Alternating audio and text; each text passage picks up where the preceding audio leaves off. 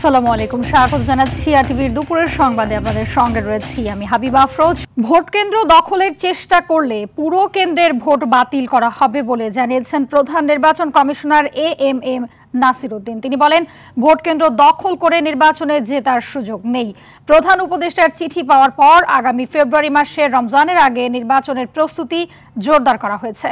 এ সময় তিনি আরও জানান, নির্বাচনের রোডম্যাপ মোটামুটি প্রস্তুত, আগামী সপ্তাহে ঘোষণা করা হতে পারে। সকালে রাজশাহীতে মতবিনিময় সভায় তিনি এসব কথা জানান। সিইসি জানান, ভোটার তালিকা হালনাগাদ হয়ে গেছে, সীমানা নির্ধারণের খসড়া প্রকাশ করা হয়েছে। আগামী রোববার থেকে নির্বাচনী সীমানার শুনানি শুরু হয়ে চলবে বৃহস্পতিবার পর্যন্ত।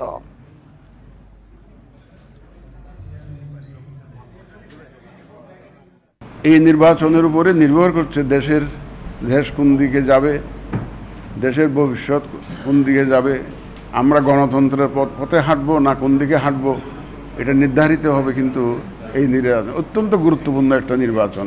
দেশ জাতি আমাদের দিকে তাকিয়ে আছে, ইতিহাস আমাদের দিকে তাকিয়ে আছে। জনগণ নির্বাচনমুখী হলে কোনো ষড়যন্ত্র কাজে আসবে না বলে জানিয়েছেন স্বরাষ্ট্র উপদেষ্টা অবসরপ্রাপ্ত লেফটেন্যান্ট জেনারেল মোহাম্মদ জাহাঙ্গীর আলম চৌধুরী। সকালে বাংলাদেশ কৃষি উন্নয়ন কর্পোরেশনের হিমাগার, কেন্দ্রীয় বীজ পরীক্ষাগার ও সবজি বীজ প্রক্রিয়াকরণ কেন্দ্র পরিদর্শন শেষে তিনি এসব কথা বলেন। উপদেষ্টা বলেন, প্রধান উপদেষ্টা অধ্যাপক ডক্টর মোহাম্মদ ইউনূসের ঘোষিত সময় অনুযায়ী ফেব্রুয়ারিতে জাতীয় নির্বাচনের জন্য সব ধরনের প্রস্তুতি নেওয়া হয়েছে। এছাড়া তিনি আরও বলেন, লুট হওয়া অস্ত্র উদ্ধারে কাজ করছে অন্তর্বর্তী সরকার। শুধু নির্বাচন কেন্দ্রিক নয়, সব সময়ের জন্য অবৈধ অস্ত্র প্রবেশ ঠেকাতে কাজ করছে আইন শৃঙ্খলা বাহিনী। আগের তুলনায় এখন সীমান্ত অনেক বেশি সুরক্ষিত আছে বলেও দাবি করেন স্বরাষ্ট্র উপদেষ্টা।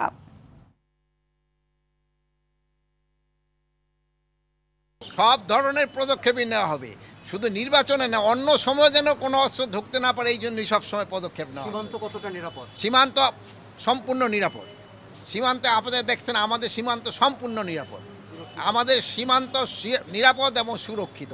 আপনাদের আমাদের জনগণও কিন্তু সাংঘাতিক সচেতন। বর্ডার বেল্টে যেই সব আমাদের জনগণ আছেন, তারা কিন্তু খুবই সচেতন।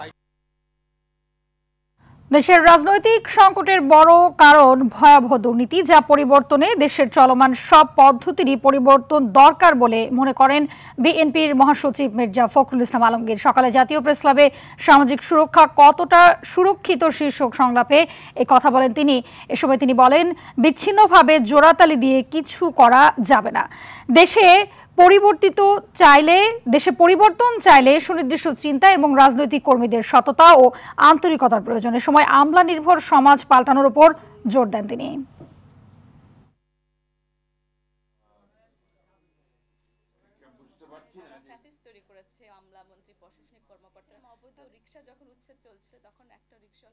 বিচ্ছিন্নভাবে কোনো কিছুই করা যায় না এবং জোড়াতালি দিয়েও কোনো কিছু করা যায় না। এটা আপনার সুনির্দিষ্ট চিন্তাভাবনা প্রয়োজন, সুনির্দিষ্ট লক্ষ্য প্রয়োজন এবং রাজনৈতিক দল এবং রাজনৈতিক নেতা বা কর্মী তাদের অত্যন্ত সততার সঙ্গে আন্তরিকতা প্রয়োজন। 2-1 দিনের মধ্যে শতাধিক নারী সংগঠন জাতীয় ঐক্যমত্য কমিশন কার্যালয়ে ঘেরাও কর্মসূচি পালন করবে বলে জানিয়েছেন তত্ত্বাবধায়ক সরকারের সাবেক উপদেষ্টা রাশেদা কে চৌধুরী। নারীদের নির্বাচনে অংশগ্রহণ ও আসন নিয়ে মতামত জানাতে কমিশন কোনো নারী সংগঠনকে ডাকেনি বলে অভিযোগ তার। তবে ডিবেট ফর ডেমোক্রেসির চেয়ারম্যান হাসান আহমেদ চৌধুরী কিরণ বলেন, রাজনৈতিক দলগুলোর সদিচ্ছা ছাড়া সংসদে নারীর আসন বৃদ্ধি, সরাসরি নির্বাচন ও নারীর ক্ষমতায়ন সুরক্ষিত করা অসম্ভব। দাবি আদায়ে নারীদেরই সোচ্চার হওয়ার আহ্বান তার। দুপুরে এফডিসিতে ছায়ার সংসদে এসব কথা বলেন তারা।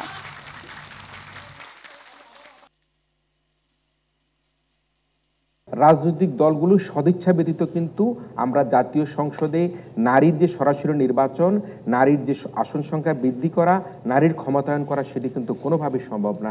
এই সরকার এসছেন বৈষম্য দূর করার, সবচেয়ে বড় স্বপ্ন দেখিয়েছেন আমাদেরকে। সর্বস্তরে শিক্ষা, স্বাস্থ্য, নারীর ক্ষমতায়ন, সর্বত্র বৈষম্য বিরাজমান। আমরা তো পুরুষের বিরুদ্ধে কোনো সংগ্রামের ব্যাপার নাই। এটা পুরুষতান্ত্রিক মন মানসিকতা, রাজনৈতিক বন্দোবস্ত এবং রাজনৈতিক সংস্কারের বিরুদ্ধে। 55 বছর পরে এটা আর দেখতে চাই না। এটা নিয়েও আমাদের যদি ঘেরাও করতে হয় তাহলে দুঃখজনক। দীর্ঘ 9 বছর পর অনুষ্ঠিত হচ্ছে জামালপুর জেলা বিএনপির ত্রিবার্ষিক সম্মেলন। শহরের বেলুটিয়া এলাকায় বেলা 11:30টার দিকে সম্মেলন শুরু হয়। এর মধ্যে সম্মেলনের উদ্বোধন করবেন দলটির জাতীয় স্থায়ী কমিটির সদস্য ইকবাল হাসান মাহমুদ টুকু। কেন্দ্রীয় কমিটির যুগ্ম মহাসচিব হাবিবুন নবী খান সোহেল, সৈয়দ ইমরান সালেহ, প্রিন্স সহ অন্য নেতারা সম্মেলনে উপস্থিত হয়েছেন। দিনব্যাপী এই আয়োজনকে ঘিরে দলীয় নেতাকর্মীদের মধ্যে উৎসাহ উদ্দীপনা বিরাজ করছে। দীর্ঘ প্রতীক্ষার পর নতুন নেতৃত্বের প্রত্যাশায় মুখর জেলার নেতাকর্মীরা।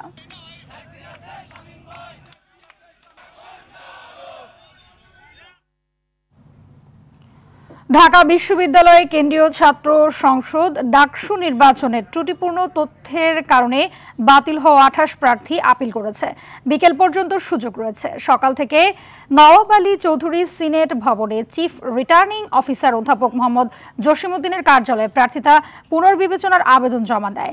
এদিকে ডাকসু নির্বাচন ঘিরে ক্যাম্পাসে বিরাজ করছে উৎসবের আমেজ।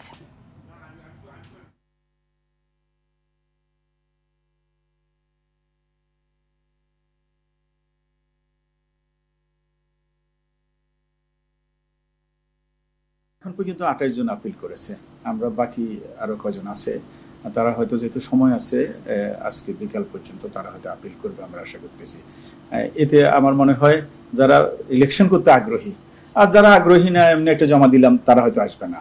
যারা সত্যিকার ইলেকশন করতে আগ্রহী তারা অবশ্যই আসবে। এখানে তার প্রার্থিতাটা ঠিক রাখার জন্য তাকে আসতেই হবে। ঢাকা বিশ্ববিদ্যালয় থেকে সরাসরি যুক্ত হচ্ছেন সহকর্মী রাকিব হাসান।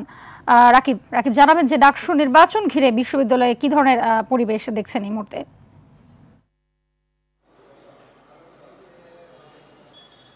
জি হাবিবা, বৃষ্টি ভেজা দিনেও কিন্তু ডাকসুকে ঘিরে ঢাকা বিশ্ববিদ্যালয়ে আমেজ বিরাজ করছে। এখানে যেই এদিকে দেখা যাচ্ছে যারা ত্রুটিপূর্ণ যে প্রার্থীরা রয়েছিলেন তাদের কিন্তু 47 জনের মধ্যে 28 জন কিন্তু আপিল করেছেন এবং আজ বিকেল 4টা পর্যন্ত তাদের আপিল করার কিন্তু সুযোগ রয়েছে এবং পরবর্তীতে এই আজকে বিকেলের মধ্যে কিন্তু যারা আসলে বৈধ প্রার্থী তার তালিকায় রয়েছে তাদেরও কিন্তু প্রার্থিতা কিন্তু চাইলে কিন্তু নিষ্পত্তি করার সময় পাবেন এবং পরবর্তীতে 26 তারিখে কিন্তু যে চূড়ান্ত যে তালিকা প্রকাশ করা হবে এবং তারপরেই যারা আসলে প্রার্থী রয়েছেন তারা নির্বাচনের যে প্রচারণা তা কিন্তু চালাতে পারবেন। এর আগে কোনো প্রকার সুযোগ নেই। তবে এর আগের দিনে কিন্তু বেশ কয়েকটি প্যানেল থেকেই যারা প্রার্থী ছিলেন তারা কিন্তু যে কুশল বিনিময় করেছেন। এটা আসলে রিটার্নিং চিফ বলেছেন যে এটি একটি সাধারণ বিষয়, এটা করতে পারে, কিন্তু দলগতভাবে কোনো ধরনের কুশল বিনিময়ের কোনো সুযোগ নেই বলে জানিয়েছেন। এছাড়া জানেন যে 9 সেপ্টেম্বর যে ডাকসুর নির্বাচনের ভোট অনুষ্ঠিত হবে তা কিন্তু সকাল 8টা থেকে 3টা পর্যন্ত চলবে। যেহেতু এবারের ডাকসু নির্বাচনে অধিকাংশ প্রার্থী দাঁড়িয়েছেন, সেই কারণে একজন ভোটারকে ভোট দিতে 4 থেকে 5 মিনিটের অধিক সময় লাগতে পারে। এর জন্য সময়টা যে 3টার সময় যে শেষ সময় তা কিন্তু বাড়ানোর একটা পরিকল্পনা রয়েছে নির্বাচন কমিশনের। এছাড়া যারা এখন আপিল করছেন তাদের কিন্তু পরবর্তীতে আসলে তাদের বৈধতা সব কিছু যাচাই বাছাই করেই কিন্তু কমিশনের থেকে জানানো হবে কারা আসলে বৈধ হিসেবে নির্বাচন করতে পারবেন। এছাড়া জানেন যে টিএসসিতে ঢাকা বিশ্ববিদ্যালয়ের উপাচার্য তিনি বলেছেন যে নির্বাচন কমিশনের দ্বারাই কিন্তু সব কার্যকলাপ চলছে, তবে এখন পর্যন্ত সুষ্ঠুভাবেই সব কার্যক্রম চলছে। পরবর্তীতে কোনো ধরনের সমস্যা হলে তারা কিন্তু তারা জানাবেন। তো এই ছিল ডাকসু নির্বাচন নিয়ে আমার কাছে সর্বশেষ তথ্য। হাবিবা, ধন্যবাদ আপনাকে। নারায়ণগঞ্জের সিদ্ধিরগঞ্জে রেফ্রিজারেটরে আগুন ধরে কম্প্রেসার বিস্ফোরণে নারী ও শিশু সহ 2 পরিবারের 9 জন দগ্ধ হয়েছে। তাদের উদ্ধার করে রাজধানীর জাতীয় বার্ন ও প্লাস্টিক সার্জারি ইনস্টিটিউটে ভর্তি করা হয়েছে। গেল রাতে সিআই খোলা বালুরমাঠ এলাকায় জাকির খন্দকারের টিনশেড বাড়িতে এই দুর্ঘটনা ঘটে। দগ্ধ ব্যক্তিরা হলেন দিনমজুর তানজিল ইসলাম, তার স্ত্রী ও 2 সন্তান। আরেক দিনমজুর হাসান, স্ত্রী এবং 3 সন্তান। ফায়ার সার্ভিস জানায় বৈদ্যুতিক শর্ট সার্কিট থেকে রেফ্রিজারেটরে আগুন ধরে কম্প্রেসার বিস্ফোরণ ঘটে। সেখানে কোনো গ্যাসের লাইন ছিল না। দগ্ধদের মধ্যে 2 জনের অবস্থা আশঙ্কাজনক বলে জানায় চিকিৎসক। এদিকে দিনাজপুর শহরের গোলাবাগ এলাকায় গ্যাস সিলিন্ডার লিকেজ হয়ে আগুন ধরে 3 জন দগ্ধ হয়েছেন। সকালে এই দুর্ঘটনা ঘটে। রাতে 3টা বাজে এই গ্যাসের লাইনের বাস্ট হইয়া আগুন তো ছিটে গেছে। তারপর আমার শরীরে 9 জনের শরীরের অঙ্গের কাপড় চোপড় যা আছে সব খুঁজে, শরীরে চামড়া আমরা সব খুইয়া অবস্থা ধরার মতন কিনে আনি। সঙ্গে আগুনটা একদম ধরে গেছে। আসলে আমি সঙ্গে চিল্লাই আমার বাবুকে নিয়ে বাসা থেকে বের হয়ে ওদেরকে দিয়ে আমি আগুন নিবার জন্য চেষ্টা করতেছিলাম, আর সবাইকে ডাকতেছিলাম আগুন নিবার জন্য। শরীর পিঠে একটু পুড়ে গেছে, পায়ের দিকে একটু ঝলসে গেছে, তাদেরকে আমাদের অ্যাম্বুলেন্স যোগে আমরা হাসপাতালে দিতে পারছি। আর এখানে আগুন নেমে গেছে, আপনার তো কোনো সমস্যা নেই। মূলত গ্যাস সিলিন্ডার থেকেই আগুনটা লেগেছে। রাজধানীর কদমতলীর একটি বহুতল ভবনে অগ্নিকাণ্ড ঘটেছে। গেল রাত 2টার দিকে 10তলা ভবনটির 7ম তলায় আগুন লাগার খবর পায় ফায়ার সার্ভিস। প্রায় 1.5 ঘন্টার চেষ্টায় রাত 3:30টার দিকে আগুন পুরোপুরি নিয়ন্ত্রণে আনতে সক্ষম হয়। ফায়ার সার্ভিস জানায় আগুনে প্রায় 10 লাখ টাকার ক্ষতি হয়েছে। এলাকাবাসী জানায় এসি লাইনে বিস্ফোরণ থেকেই আগুনের সূত্রপাত হয়েছে।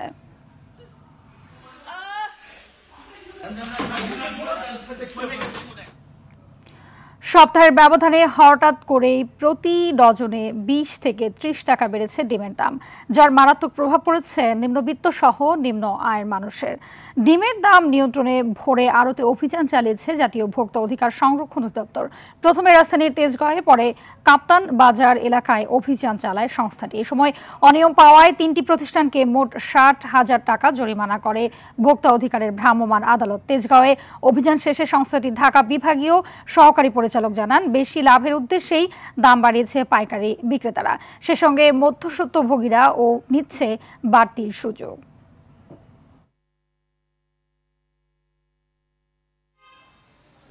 ক্রয় মূল্য এক দিনে এক রকম রেটে বিক্রি করছে, অর্থাৎ একবার দেখলাম দিনে 3 রকম। 10 টাকা 70 পয়সা বিক্রি করছেন, এরপর আমরা দেখলাম 10 টাকা 60 পয়সা, 10 টাকা 50 পয়সা, অর্থাৎ 20 পয়সা কমেও বিক্রি করছেন। 20 পয়সা কমে যদি বিক্রি করেন তবে ওনার লাভ থাকছে।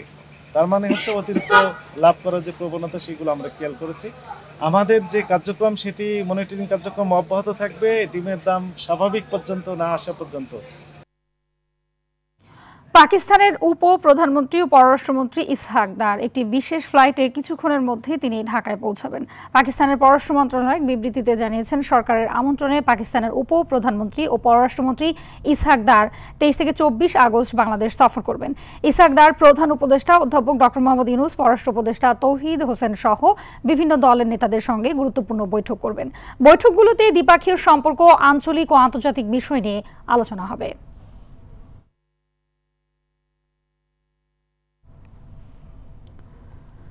ভারতীয় মাদক ও চোরাই পণ্যের সয়লাব দেশ।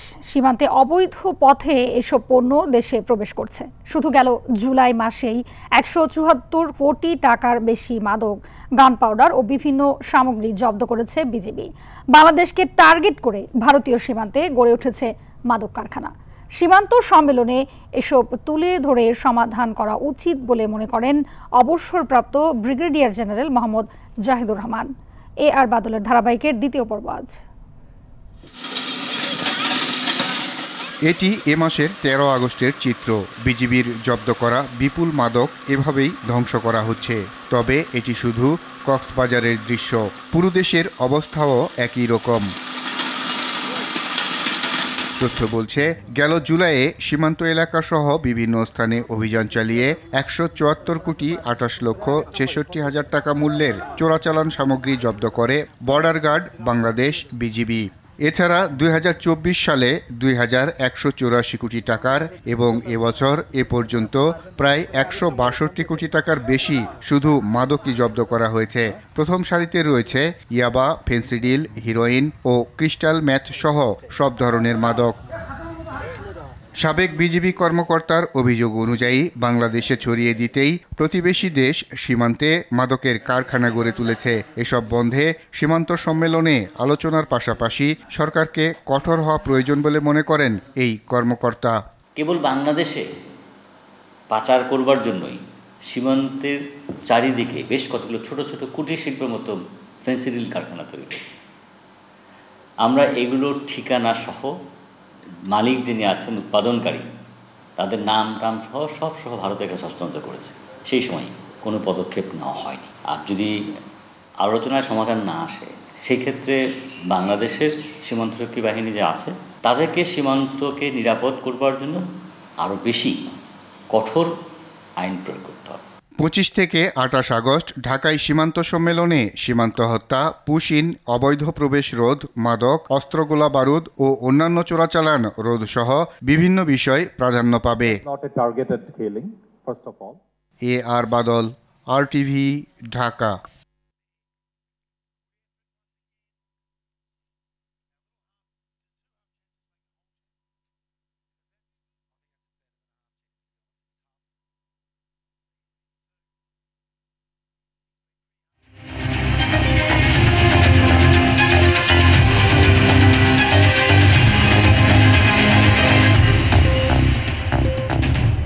দুপুরের সংবাদ দেখছেন RTVতে, সাথে রয়েছি আমি হাবিবা আফরোজ। আরও একবার আমন্ত্রণ। আইনি ভিত্তি না দিলে জুলাই সনদে সই করবে না এনসিপি, এমনটা জানালেন দলটির সদস্য সচিব আখতার হোসেন। দুপুরে বাংলা মোটরের দলীয় কার্যালয়ের সংবাদ সম্মেলনে তিনি কথা জানান। তিনি বলেন, বিদ্যমান কাঠামোয় নির্বাচন হলে ফ্যাসিবাদ ফিরে আসার শঙ্কা রয়েছে। পরবর্তী সংসদের হাতে সনদ বাস্তবায়ন ছেড়ে দিলে তা বাস্তবায়নেরও সংশয় রয়েছে। জুলাই সনদের ভিত্তিতে সংস্কার ছাড়া নির্বাচনের দিকে অগ্রসর হলে দেশে গণতন্ত্র সুগঠিত হবে না বলেও মনে করে এনসিপি। 24-এর আকাঙ্ক্ষার সঙ্গে সম্পূর্ণভাবে বিপরীতমুখী একটা অবস্থানে রয়েছে। আমরা এই কারণেই নতুন সংবিধানের দাবি করছি। সরকার যে কোনো সময় নির্বাচন আয়োজন করতে পারে, সেটা ডিসেম্বরেও নির্বাচন আয়োজন করতে পারে যদি সেটা গণপরিষদ নির্বাচন হয়, এবং সেই নির্বাচনের মধ্য দিয়ে একটা নতুন সংবিধান জাতিকে উপহার দেওয়া সম্ভব হয়। সক্রিয় মৌসুমি বায়ুর প্রভাবে উত্তর বঙ্গোপসাগরে সঞ্চালনশীল মেঘমালা তৈরি হওয়ায় রাজধানী ঢাকা সহ সারা দেশে থেমে থেমে বৃষ্টি হচ্ছে। দেশের 4টি সমুদ্র বন্দরকে 3 নম্বর সতর্ক সংকেত দেওয়া হয়েছে। সকাল থেকে উপকূলীয় 7 জেলায় দমকা বাতাসের সঙ্গে কখনো ভারী কখনো হালকা বৃষ্টি হচ্ছে। এসব এলাকার নদী বন্দরগুলোকে 1 নম্বর সতর্ক সংকেত দেখাতে বলা হয়েছে। এছাড়া উত্তর বঙ্গোপসাগরে অবস্থানরত মাছ ধরার নৌকা ও ট্রলারকে পরবর্তী নির্দেশ না দেওয়া পর্যন্ত উপকূলের কাছাকাছি থেকে সাবধানে চলাচল করতে বলা হয়। আবহাওয়া অফিস জানিয়েছে 25 আগস্টের মধ্যে উত্তর পশ্চিম বঙ্গোপসাগর এবং তৎসংলগ্ন এলাকায় একটি লঘুচাপ সৃষ্টি হতে পারে।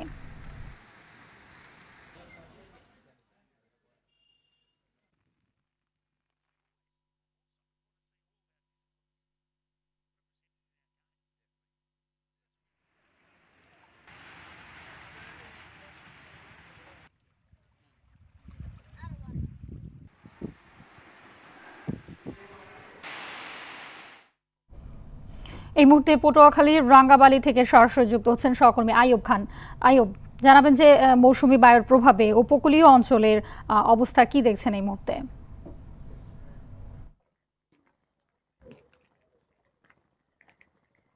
জি ধন্যবাদ। আপনার যেমনটি বলছিলেন, আসলে সক্রিয় মৌসুমী বায়ুর প্রভাবে টানা 2 দিনের ন্যায় আজকেও কিন্তু সকাল থেকে ভারী বৃষ্টি এবং মাঝারি বৃষ্টি এবং এই মুহূর্তেও কিন্তু বৃষ্টিপাত অব্যাহত রয়েছে। আপনাদের যদি একটু আপনার মাধ্যমে যদি একটু জানিয়ে রাখতে চাই, আমি এই মুহূর্তে রয়েছি পটুয়াখালী জেলার রাঙ্গাবালী উপজেলার যে কোরালিয়া লঞ্চ ঘাট এলাকায়। সেখানে আগুনমুখা নদীর তীরে আমি এই মুহূর্তে অবস্থান করছি। আপনাদেরকে যদি একটু ক্যামেরা পার্সনের মাধ্যমে যদি দেখাতে চাই, সেটি হলো পিছনে যে আমার যে আগুনমুখা নদী রয়েছে, সেখানে কিন্তু যে আজকে যে স্বাভাবিক যে জোয়ার ছিল, সেই জোয়ারের পানি কিন্তু কিছুটা বৃদ্ধি পেয়েছে। তবে এই মুহূর্তে কিন্তু ভাটার কারণে কিন্তু পানি এই মুহূর্তে কমে যাচ্ছে। তবে যদি আপনাদের কিছু জানিয়ে রাখি, কিন্তু সাগর কিন্তু এই মুহূর্তে উত্তাল রয়েছে। এর কারণে কিন্তু গত কয়েকদিন টানা মৌসুমী সক্রিয় বায়ুর কারণে কিন্তু সাগর পর্যাপ্ত উত্তাল থাকায় সাগরগামী যে মৎস্য যে ট্রলার রয়েছে, সেই ট্রলারগুলো কিন্তু এই মুহূর্তে ঘাটে অবস্থান করছে। আমরা খোঁজ নিয়ে জেনেছি যে চরমন্তাজ, সুলিশ বাজার মৎস্য ঘাট এবং চালিতিয়া বুনিয়া, বড় বাইশদিয়াতে এই বিভিন্ন ঘাটে কিন্তু যে মৎস্য ট্রলারগুলো রয়েছে সেগুলো কিন্তু অবস্থান করছে। আমরা কথা বলেছিলাম জেলেদের সাথে, তারা আমাদেরকে যেমনটি জানিয়েছে, তারা বলছেন যে দফায় দফায় এই প্রাকৃতিক দুর্যোগ বা আবহাওয়া খারাপ থাকার কারণে কিন্তু পুনরায় তাদেরকে ঘাটে ফিরে আসতে হয়েছে, এতে কিন্তু তারা অনেক ক্ষতির সম্ভাবনা হয়েছে। তবে জেলেরা আমাদেরকে বলেছে যে আবহাওয়া ঠিক হয়ে গেলে পুনরায় তারা আবারও মাছ ধরার উদ্দেশ্যে কিন্তু সাগরে যাবে বলে আমাদেরকে জেলেরা বলেছে। আপনার মাধ্যমে যদি আরেকটু বিষয় আমি জানিয়ে রাখতে চাই, সে এই মুহূর্তে কিন্তু এই টানা বর্ষার ফলে যে আমন চাষের সবচেয়ে বেশি কিন্তু ক্ষতি হয়েছে। আমরা সকাল থেকে বিভিন্ন জায়গায় ঘুরেছি এবং খোঁজ নিয়ে দেখেছি যে আমন চাষের যে কৃষকরা রয়েছে সবচাইতে তারা বেশি ক্ষতির সম্ভাবনা হয়েছে। ধন্যবাদ আপনাকে। এবার ইউক্রেন ইস্যুতে রাশিয়াকে কড়া আলটিমেটাম দিলেন মার্কিন প্রেসিডেন্ট ডোনাল্ড ট্রাম্প। শিগগিরই যুদ্ধ না থামালে আগামী 2 সপ্তাহের মধ্যে দেশটির উপর উচ্চমাত্রার শুল্ক বা বড় আকারের নিষেধাজ্ঞা কিংবা উভয় আরোপের হুমকি দিয়েছেন ট্রাম্প। স্থানীয় সময় শুক্রবার সাংবাদিকদের সঙ্গে মতবিনিময়ে সময় এই আলটিমেটাম দেন তিনি।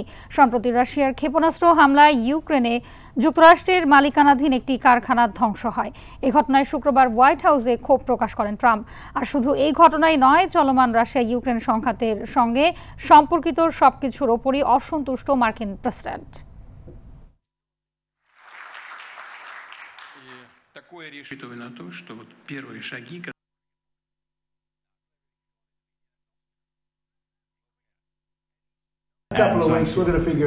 আগামী কয়েক সপ্তাহের মধ্যে রাশিয়া ইউক্রেন সংকট সমাধানের একটা পথ খুঁজে বের করতে চেষ্টা করব। যদি এমনটা পারি কেবল তবেই আমি খুশি হব।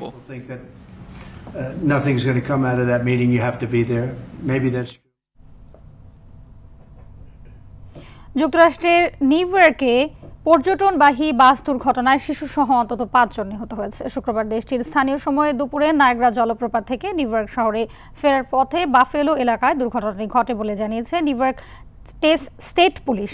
দুর্ঘটনার খবর পেয়েই উদ্ধার অভিযানে নামে দেশটির ফায়ার সার্ভিস ও আইন শৃঙ্খলা বাহিনীর সদস্যরা। বাসটিতে ড্রাইভার সহ 52 জন পর্যটক ছিল, যাদের বেশিরভাগই ভারতীয়, চীনা ও ফিলিপাইন নাগরিক। এদিকে দুর্ঘটনার প্রকৃত কারণ জানা না গেলেও দ্রুত গতির কারণে বাসটি নিয়ন্ত্রণ হারিয়ে উল্টে যেতে পারে বলে প্রাথমিক ধারণা পুলিশের।